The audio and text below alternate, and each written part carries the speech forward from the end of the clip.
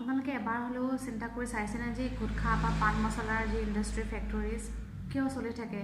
বাৰে বাৰে চৰকাৰে নিজে প্ৰমোট কৰে যে টবাকো হেল্থৰ কাৰণে বেয়া বা চিনেমা চিৰিয়েলৰ আগত অপেনিং মানে চিনেমাখন আৰম্ভ হওঁতে দেখুৱাই দিয়ে নো টবাকো বা টবাকো ইজ ইনজুৰিয়াছ টু হেল্থ ইমানখিনি প্ৰচাৰ কৰে টবাকোটো ইউজ নকৰিবৰ কাৰণে তাৰ মানে কি আচলতে তেওঁলোকে ডাইৰেক্ট এখন এই ইণ্ডাষ্ট্ৰিজ বা ফেক্টৰিজখিনি বন্ধ কৰি দিব পাৰে কিয় বন্ধ নকৰে তাৰ মেইন কাৰণকেইটা কি গম পায়নে প্ৰথমটো হৈছে টেক্স আৰু চৰকাৰে প্ৰত্যেক বছৰে 53,750 কোটি টকাৰ ইনকাম কৰে মানে টেক্সৰ দ্বাৰা আৰু ছেকেণ্ড হৈছে এমপ্লয়মেণ্ট মানে যিটো তাত সেই যিখিনি ফেক্টৰিজ ইণ্ডাষ্ট্ৰিজ আছে তাত যিখিনি মানুহে কাম কৰে বা টবাকৰ যি খেতি হয় এইবিলাক খেতি হয় নহয় তাতো বহুত এমপ্লয়মেণ্ট জড়িত হৈ আছে আৰু তাৰ লগতে ফেক্টৰিজ ইণ্ডাষ্ট্ৰিজখিনি চলি আছে তেনেকৈ এটা ডাঙৰ বৃহৎ মাৰ্কেট এখন চলি আছে যিটো আচলতে ইমান সহজ নহয় বন্ধ কৰি দিয়া আৰু বন্ধ কৰি দিলে কি হ'ব এই মানুহখিনি ক'ত যাব এই মানুহখিনি ক'ত কাম কৰিব এনেই আমাৰ দেশত এমপ্লয়মেণ্ট বা যি নিবনুৱা সমস্যা সেয়া ভৰি পৰি আছে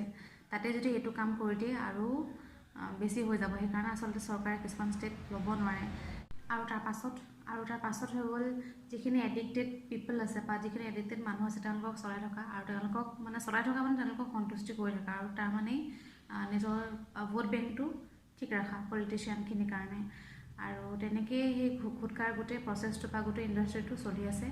আৰু বন্ধ কৰি দিলেও কি হ'ব গম পায়নে আমাৰ ইণ্ডিয়াত এনফৰ্চমেণ্টটো ইমান ষ্ট্ৰিক্ট নহয় আৰু যদি বন্ধ কৰি দিয়া যায়ো নহয় তাৰ পাছত ইলিগেলি ব্লেক মাৰ্কেট থ্ৰু দি মানে চলি থাকিব তো তেনেকৈ ব্লেক মাৰ্কেটখনহে ষ্ট্ৰং হ'ব আৰু কাৰণ যেতিয়া ডিমাণ্ড থাকে ছাপ্লাইটো যেনেকৈ নহয় সেইটো আহিয়ে যায় আৰু তেনেকৈ ব্লেক মাৰ্কেটখন বৃদ্ধি পাব আৰু সেইটো চৰকাৰৰ লছ আৰু তেনেকৈ সেইটো বস্তু চৰকাৰে হ'বলৈ নিদিয়ে আৰু তেনেকৈ আচলতে গোটেই গুটখাৰ যিটো প্ৰচেছ তেনেকৈ চলি আছে আৰু আপোনালোকৰ মতে কি কৰাটো উচিত ইয়াক কেনেকৈ কম কৰিব পৰা যায় আৰু কেনেকৈ আমাৰ ল'ৰা ছোৱালীবিলাকক এই বস্তুবোৰৰ পৰা দূৰত ৰাখিব পৰা যায় কমেণ্ট ছেকশ্যনত জনাবচোন